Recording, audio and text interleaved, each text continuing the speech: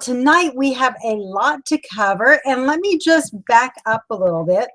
For those that are not quite as familiar with these classes, the reason I've been asked why I do these classes, and the reason is that I am passionate about educating people with the knowledge of the historical Israel. The reason this is so important is that scholars today, and as well as skeptics, claim ancient Israel's history never happened. So I am challenging that with the evidence. So that is what we are going with tonight. And this begins to get really fun. Remember last week we looked at Amarna, and we looked at that period under Akhenaten, who was the heretical pharaoh of Egypt. He moved Egypt's capital to Amarna, which is why we have the Amarna tablets. And he devoted himself purely to the worship of Atum. And the key with this is that he really excluded all of Egypt's affairs for this one purpose. He let the affairs of state, he let his vassals in Canaan really deteriorate. He allowed those relationships to deteriorate. He also allowed the Hittites to ingress into Canaan. So this provided a very, as Horemheb said, a successor to him, said that the whole land was topsy-turvy. So this very unstable political situation caused a lot of trouble for Egypt, as well as for Canaan. Canaan began to switch alliances, especially in the north, where they had been allied with Egypt. They now allied with the Hittites. So this is kind of the background as we go into tonight's class. So I do have the slideshow. Let me go and get that. And we're going to, let's see, real quick, get the right screen. All right, I'm going to go ahead and share the slideshow. There we are. And then we will get into tonight's class. So I asked when I did my promos this week, I said, what does Deborah have to do with Ramesses? Because most of us, when we think of Ramesses, we think of the Pharaoh of the Exodus. We do not think of Ramesses having anything at all to do with Deborah. Well, I'm going to challenge that supposition, simply because when we look at ancient Israel's chronology, what we discover is that Deborah and Ramesses were contemporaries. So we're going to see how that plays out tonight in tonight's class. I want to give you a little bit of prehistory for Deborah, just to kind of review a few things. We did have a week off. So remember the Amarna period, the time of Ehud and the Pharaoh Conquest, that occurred from about 1394 to about 1338. And for Egypt, again, this was the Amarna period. You had Akhenaten, you also had Amenhotep III, and then you had the successor eventually to Tutankhamun, which we'll see in a moment. So for Egypt, this is kind of the rough chronology. Amenhotep III, Amarna period, which was under Akhenaten, and then down to Tutankhamun. And this provided 80 years under Ehud, which was this 80 years of peace, of resurgence, where Israel really begins to gain ground, and they actually begin to make a homeland. So we are looking at about 110, 20 years, up to about 150 years after the Exodus, Israel actually starts to have their expansion. You could almost think of this perhaps in modern terms, where you had the Europeans who came and settled in the 13 colonies. About 100 years later, what happens? You have the Louisiana Purchase, where you begin moving westward. You more or less have the same kind of scenario within Israel or Canaan. The only difference is they are really trying to contain and to control those areas within, I would say, the 13 colony area. So for them, that would be within the actual Canaanite homeland, and especially the highlands is where they begin. So then you have, when Tutankhamun comes to the throne, he talks about how Egypt had fallen into ruin. And I'm just going to read this that way.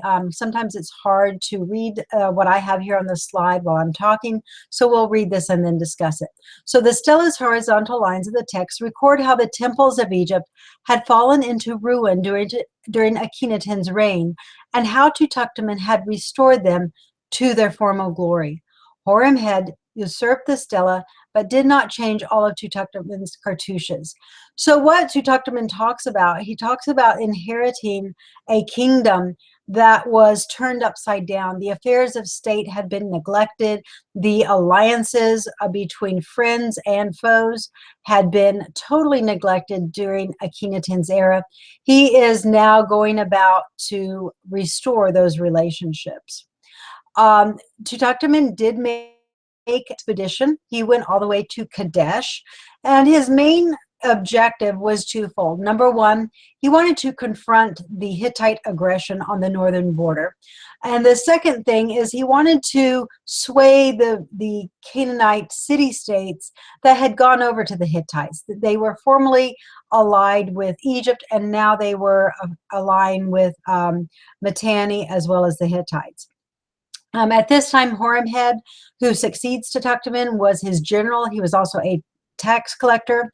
And what is significant of Tutankhamun's reign is that he never reclaimed Egypt's northern border that had been established under Tutmosis. Under Tutmosis III, about 100 years earlier, you had the border going all the way to the Ortoros River. Now it recedes all the way back to the Lebanon border, which was a significant loss.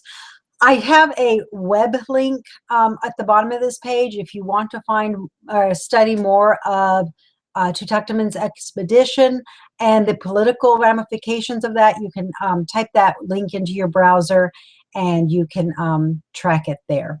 But it's a really great article. Now, this is where historically Egypt and the Hittites met. If you look at this northern part, if you can see, this northern plain is a battlefield where the kings of Egypt and the kings of the Hittites often met, and that is where they often battled. So I just wanted you to have kind of an overview of the territory that we're talking about. And when you read it in scripture, you have a good idea of what scripture is talking about, kind of the lay of the land.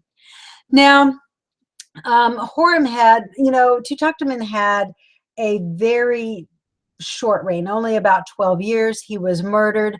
There's various theories as to how that crime took place. Was it a palace intrigue? Was it something within the harem?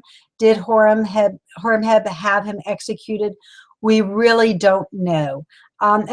Most scholars do not think Horemheb was the culprit, but they really cannot identify, from the source text that we have, they cannot identify a likely suspect. So what Horemheb tells us regarding this era, and he is specifically now talking about the land of Canaan. He's talking about Canaan prior to inheriting the throne of Egypt. And it says, they mustered every foreign country into a confederacy unknown since Ra. Their battle cry in their hearts was one.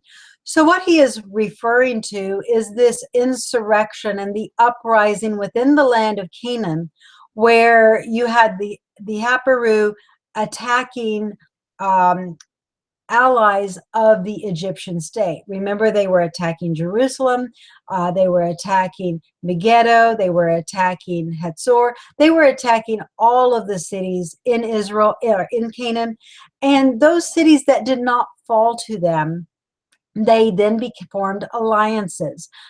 These were usually suzerainty treaties where, believe it or not, these huge city-states that by all means and by all accounts would normally be independent and would normally dominate everyone around them were actually now dominated by the vast populace around them. Something that you really don't find that often in history, although it does happen from time to time. So at this point in time, Israel uses alliances to her advantage. But one thing that Israel finds throughout her history is that these alliances can very shortly be turned against her. And that's what we're going to see here in a moment. Now, coming up to this period, we are dealing with about 1338 all the way down to about 1295. And what you find is that you have Horemheb and Ramesses I. They both made expeditions into the northern frontier, but they did not really, there were no significant campaigns per se. This time also coincides with the reigns of Shamgar, who is usually identified as Samson. Most scholars will believe that the story of Samson is displaced, where it was probably originally in a separate manuscript, and then the story of Samson was added in at the end of the Judges era and at the end of that formal Judges document.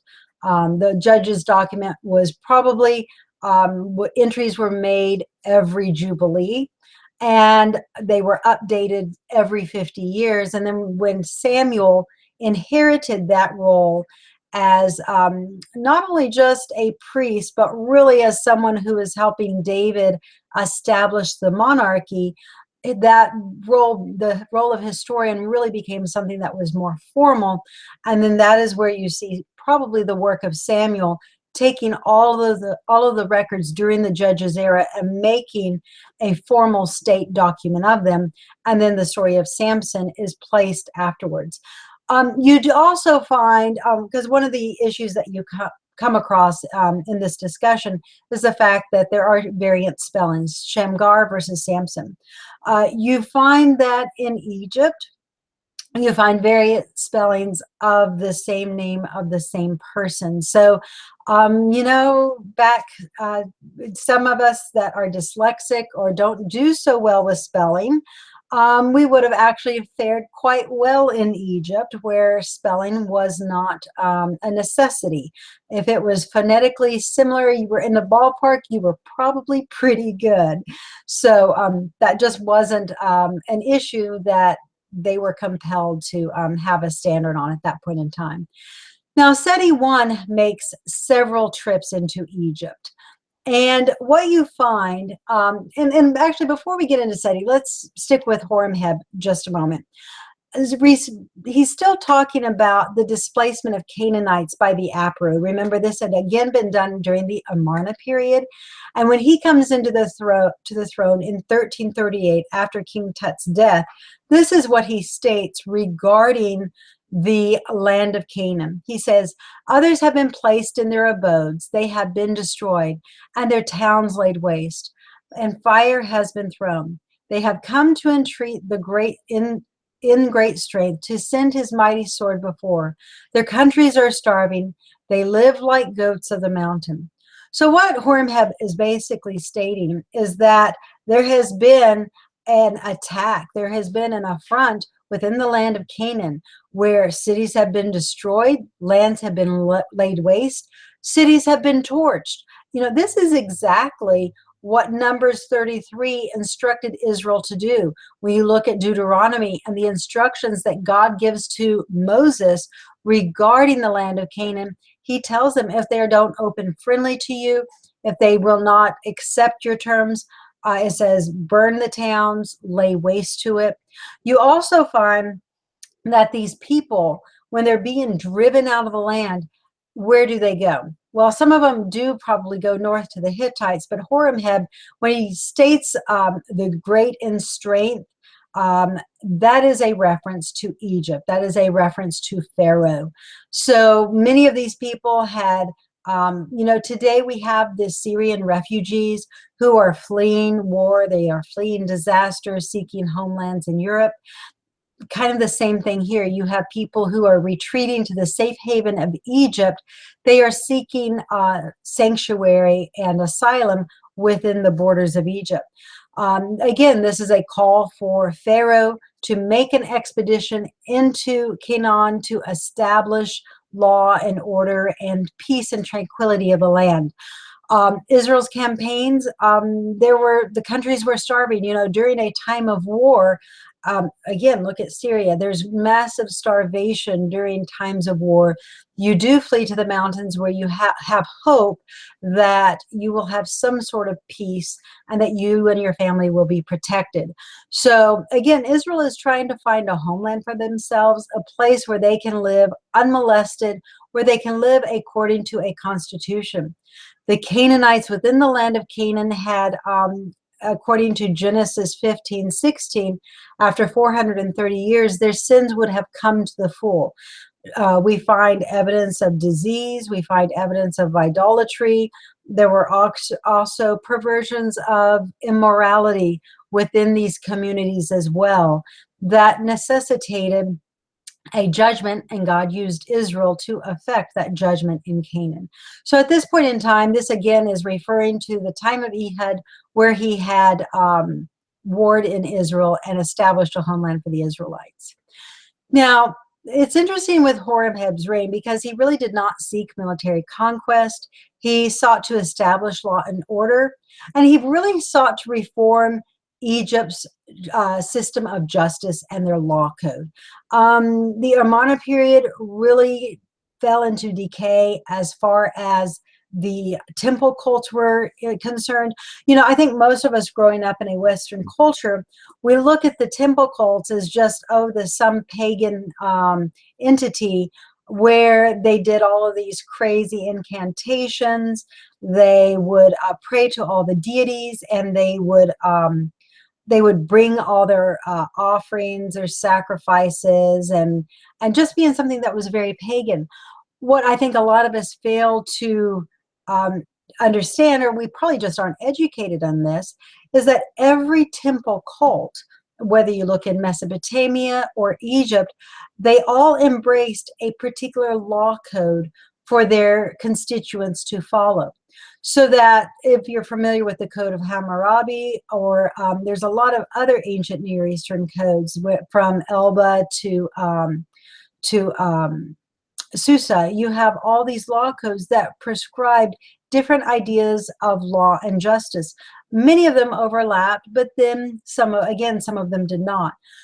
During the Amarna period and different times when the government, the monarchy, chooses not to support the temple cults, you really find that law and order of the land seems to recede. It seems to wane without that moral bearing for the land. And that's what we find in Egypt. A lot of injustice, a lot of crime during this period. So Horemheb seeks to restore order, but his attention on domestic policy allowed Canaan city-states to rearm, to have this resurgence of power that they really had not seen for about 80 years.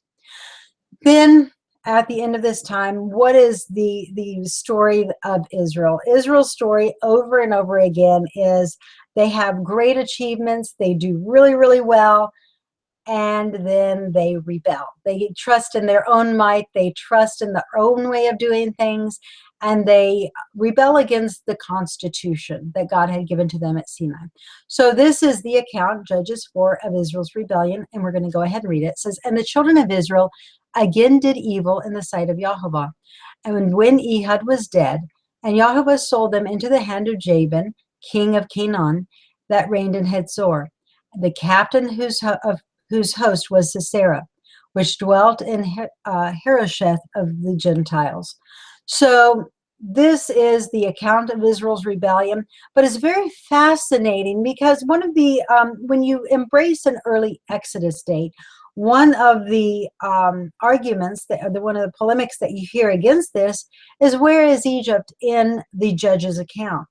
Well, Israel's scribes did not recognize Egypt proper. They always recognized Egypt's vassals who would extract the tribute or the oppression within the land of Canaan. So even though Hadzor may have been a henchman, even though Hadzor was Pharaoh's arm, it was still Hadzor that was doing the extracting, even though they were giving that tribute to Pharaoh. Scripture simply does not recognize that third entity. So, but what we find that is so fascinating is that how the parallels of of Israelite servitude totally parallel and coincide with Egyptian campaigns into the land of Canaan. So here we have Seti and Ramesses campaigns coincide with both Hatzor's renewed strength as well as Israel's time of rebellion. I'm going to go down here. Whoops, I'm sorry, I went ahead. So one of the things that Seti did, because Seti made several campaigns into Canaan, and as well as did Ramesses. And one of the things that his campaigns did, the total aim of those campaigns was to halt and prevent any further Aparu aggression.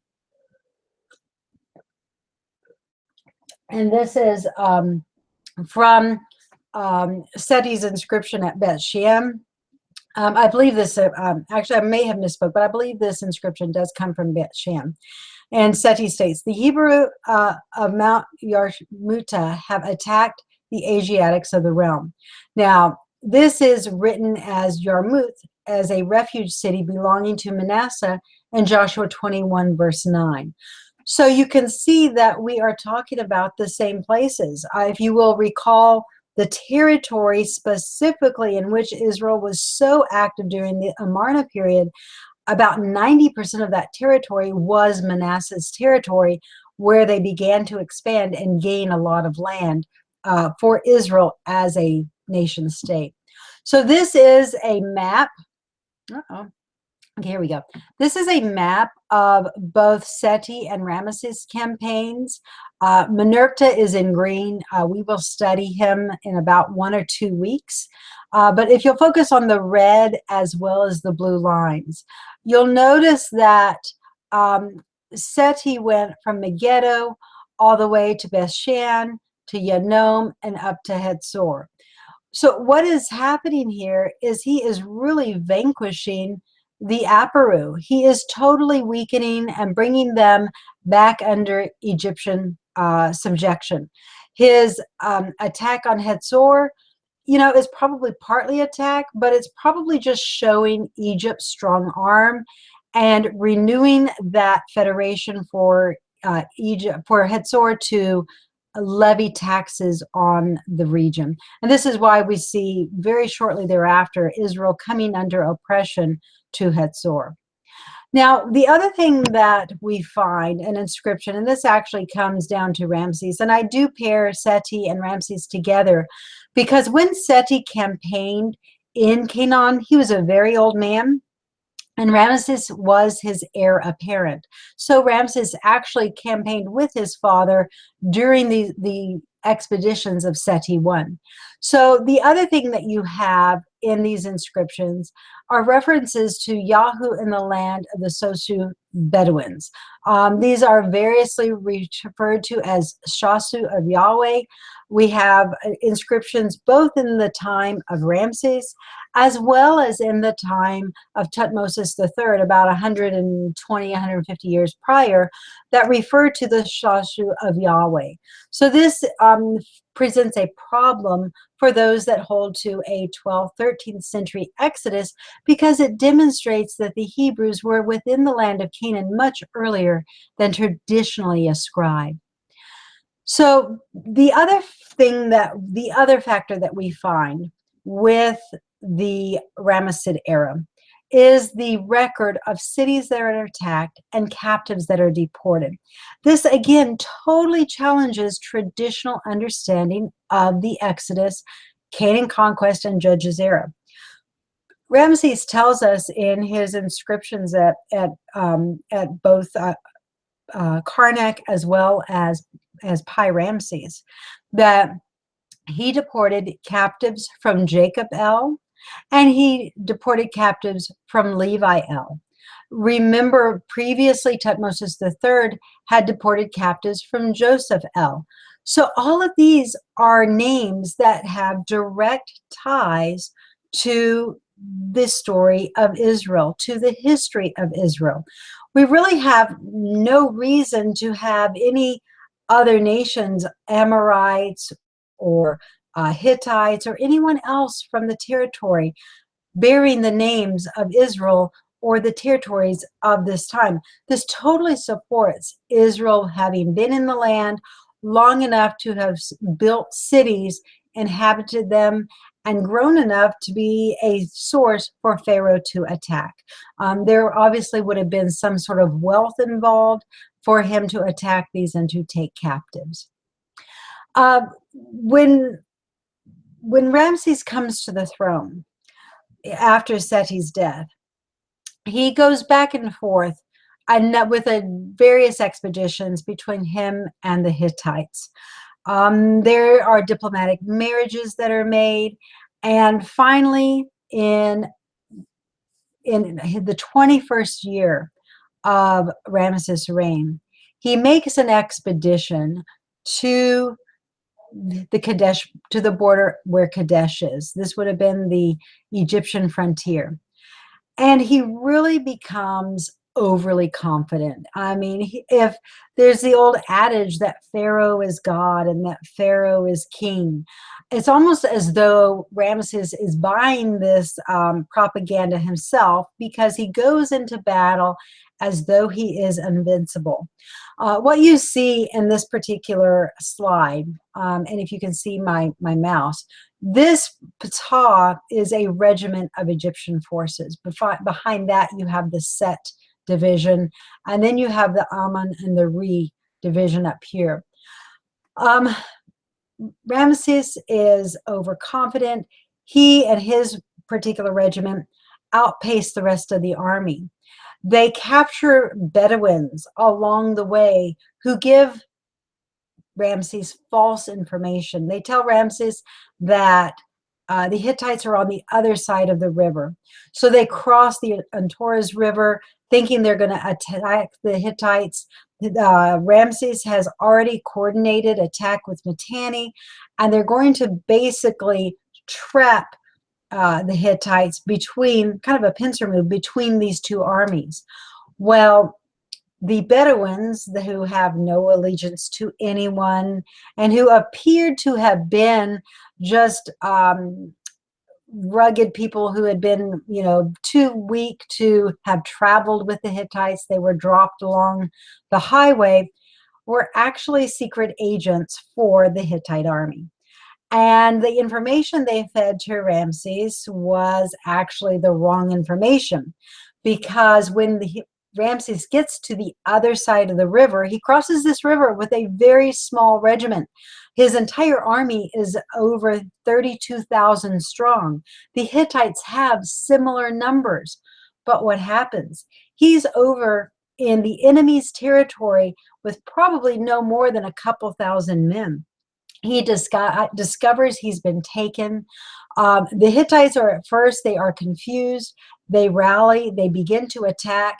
But Ramesses has honor. He does not back down, and he attacks with full force with this small group that he has, and he is actually able to maintain his own.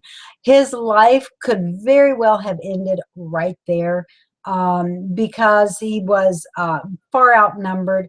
For some of the local tribes begin to attack the Hittites, and eventually this Ptah division reinforces Ramesses, and he ends up getting out with the shirt on his back. There is indication from Egyptian texts that Egypt suffered a huge loss of soldiers, a huge loss of troops at this point in time.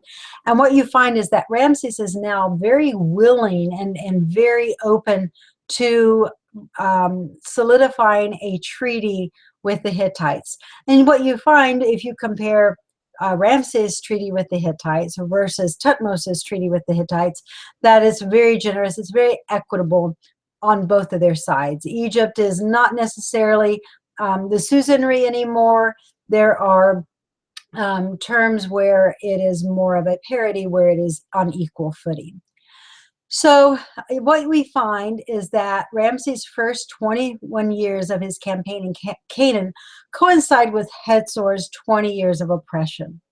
So after Ramesses' 21st first years of his reign, life turns peaceful for Canaan, and for the next 46 years. So now this brings us into the time of Deborah. And what you find is that Deborah comes to help Israel, Deborah and Baruch, right at the point where this treaty with the Hittites is signed, sealed, and delivered, where they know that there is this promise of peace for Canaan. You know, once allegiances are set, once there is no question as to one side defecting to the enemy or vice versa, there really was no reason for Pharaoh to come in and police the state or to verify anything. He had his henchmen. He had already secured the allegiances of Bethshan, of Hatzor, Megiddo, Jerusalem, all of those places he had under his thumb. So now Ramses goes back home. He focuses on monument building and he focuses on domestic matters. This allows Canaan a lot of autonomy. What do you do with this autonomy? Well, Israel is ready, primed and ready to take advantage of it. So this begins for Israel the 5th conquest campaign since the Exodus. This runs from about 1274 to 1234. And what is fascinating with this is that Ramses concludes his treaty with the Hittites around December 1275, and Deborah and Baruch begin their campaign right at the spring of 1276. So this is a very fast pace. I mean, they really are not waiting any time. If you read through Judges 4 and 5, Deborah actually states to Baruch that he had actually been commanded to lead Israel's forces, as though a command of God had been given to him. We don't really know the story, you know, the rest of the story that is behind that statement, other than the fact that Barak said that he would not go into battle unless Deborah would go with him. And she said, you know, if I go into battle with you today, then the victory in Israel would be delivered into the hands of a woman. And that is what we're going to find with this particular campaign. So when Deborah and Barak begin their campaigns, they begin attacking the area in northern Israel outside of Galilee. This would have been the territory of Asher, the northern part of Issachar, wedged right in between Megiddo and Hatzor. So this would have been a very well policed area. You had two very strong city-states between Hazor and Megiddo and Tanakh and Bethshan that really controlled this region, and this was really the heartland. If Israel could make a name for herself here, if they could establish a kind of a bridgehead at this point, then they would have a lot of autonomy in dictating their own future. So what you find is that you have an Israelite war camp that is actually in the north.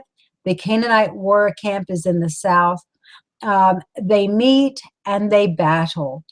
Deborah talks about Zebulun coming down, Naphtali coming down, and they battle on the river, on the Kishon River, is mentioned in Judges 5. So then when they retreat, and I don't have this map, eventually the cities retreat because of Deborah's success. And you find that they come up here to Hatzor. And when they come up here to Hatzor, Deborah and Barak finally totally and utterly decimate Hatzor. Hatzor will never again be a Canaanite city. It will never again be a Canaanite city-state. As a matter of fact, it will not be inhabited for about another 500 years until underneath the reign of the kings of Ephraim, like Ahab and some of those kings. They will have a military post there, and there will be some villages around the area. But again, this is a huge, I cannot stress how huge the fall of Hatzor is for Northern Kingdom. If you look at the map, it opens up this entire area to be autonomous for Israel to dictate her own future. Megiddo eventually falls, Tanakh falls, and then Bet-Shan falls. So this is a huge territory. This is really the heartland of Canaan that falls to Deborah and Baruch. And from there on out, Israel really begins to have success in all that she puts her hand to do. You find that Sisera flees the battle, and of course, he is killed by Jael. Now, I don't know if you guys caught this in the story, but when you read through the story of Jael, Jael was not actually an Israelite. Jael was part of Jethro's family. She was a descendant of a Midianite. And if you will recall, at the Exodus, after Sinai and before Israel comes into the promised land, Moses offers for Jethro and his family to join Israel. Jethro thanks Moses and he says, well, I am going to take me and my family, we're going to return south. But one of his sons stays with Moses, and his family stays with Moses, and they become their own group. They're an ally of Israel within the land of Canaan, and they are kind of grandfathered into the nation of Israel, but they still maintain their own autonomy. And this is why, at this point in time, there was a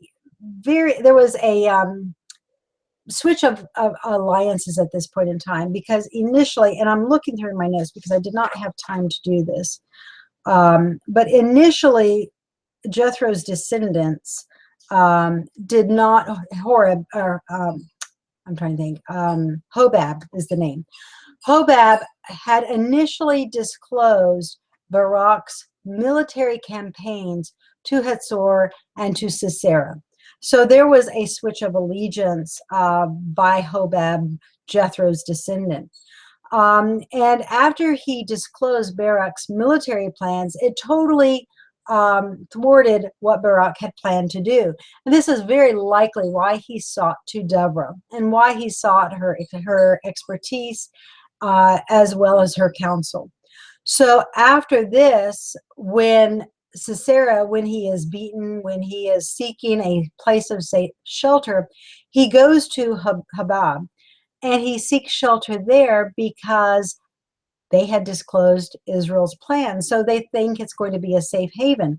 Well, it's very obvious that Jael does not share her husband's feelings towards Israel or towards the Canaanites, because she offers Sisera warm milk. He's exhausted from battle, a safe place to hide, to give him quarters and to hide him from Israel's pursuing troops. Well, she goes in there and she actually kills him. That right there, we read the story and we think that this is just about one woman, killing a military general, but it's really much more than that, because what she is doing, she is effectively switching the political alliance of her whole entire family, whether they want it or not, to the side of Israel. And it's really nothing that can be undone. The battle is set, the Canaanites have been routed, and she is now solidifying her own family's allegiance to Israel and their forces by her act. So that's a little political side of the story of Jael. So we're going to go ahead and recap here. Next week, we're going to get into why Deborah is so important, where the documentary hypothesis is concerned, and why Deborah is so important when we talk about who wrote the Bible. So we're going to find that what happened under her administration is downplayed by most scholars, and we're going to see why in next week's class. For tonight, we're going to recap real quick. Egypt was weakened during the Amarna period. Tuktaman confront the Hittite aggression into Canaan, and he really prevented them coming any further with the border that he established in his treaty with the Hittites. Horemheb focuses on domestic tranquility. And then, of course, Israel rebels, as she seems to always do. You have Seti I and Ramesses II confront Hebrew aggression, and they deport Hebrew and Shashu of Yahweh from towns with Israelite names. So this, again, all of this points to Israel having been in the land of Canaan a good 200 years prior to these campaigns into Canaan. And lastly, we have Ramesses' campaigns coincide with Hatzor's oppression over Israel. And then Deborah and Barak assert independence once the Hittite treaty is concluded. And Canaan enjoys over 40 years of peace from Egypt. Now, the transition from Deborah to the oppression of the Amalekites and to Gideon. You know, the oppression by the Amalekites, we will see, really had nothing to do with Egypt. Egypt is very strong at this point, but this is really Egypt's last stand. This is the last time Egypt will see this type of strength and this type of dominance in its history. From here on out, I'm sorry, I'm trying to get back to my other screen. Let me see if I can do that real quick. Hold on here. Got to go grab this screen real quick. From here on out, Egypt becomes something that is, you have the different priesthoods that begin causing political uprisings. You have the priesthood that begins to form a revolt against Pharaoh. So you have all of these political situations in Egypt that keep Pharaoh focused on Egypt and not focused on Canaan. Merneptah, as we will see, is one of the last kings, but his campaigns into Canaan are very brief and they are limited. They do not go into the Hittite territory. They do not go into the north. It's almost as though Egypt has accepted that they have lost that territory to the north. And that Hatzor is no longer a vassal. Now, Merneptah does make a campaign to the north, but it does not do what Ramesses' campaign had done before. And we're going to look at that more in next class period. Now, let me stress, next class period, what we are going to really focus on are going to be Deborah and the scribes. And we are going to look at who wrote scripture from about 1230 BCE all the way back to Mount Sinai. And we're going to look at the different authors, and we're going to see how those books have been divided into the modern manuscripts we have today. But just to leave you with the fact that Deborah and her scribes are highly underrated, and understanding their role really helps us to understand scripture and to understand what and why things were written in a particular way that we have them today.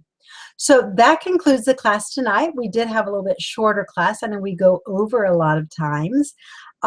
There will be no class next week, but we will come back on the 26th.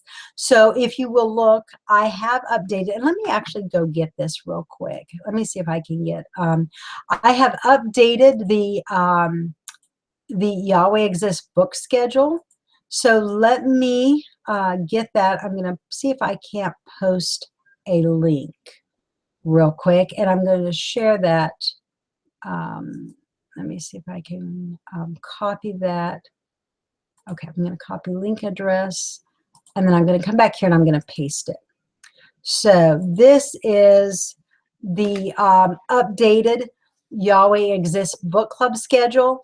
I've taken out some of our previous months that we had, some of our previous weeks, so it's now just just August and September. I may have some October on there. And so anyways, next we will be back in 2 weeks, no class next week. And for those of you that attend Roots of Faith tomorrow morning, I invite everyone to join us. Ross is back, and that's going to be fun, 10:30 a.m. Central Time on YouTube at Roots of Faith. So I hope you guys will join us. And I've enjoyed spending this evening with you. If you have any questions or comments, please feel free to post them below. And I look forward to continuing this discussion with you next week. Shabbat Shalom. Oh, and yes, let me not forget to mention before we go that if any of you are in the Washington State area next weekend, that will be August 19th, 20th, and 21st, I will be on speaking tour in Washington State next weekend. So if you're going to be in the area, please feel free to contact me on Facebook or Cindy Simons on Facebook. Or you can email me at jodello@charter.net. And we would love to have you, and I would love to meet you. So, and we can discuss ideas, but this is going to be a fun event, and it's going to be a time where we have a lot of people coming together. So I hope to see you guys. All right. Yes. And all the details are on the Facebook page. So with that, Shabbat Shalom, and have a fantastic evening. Bye-bye.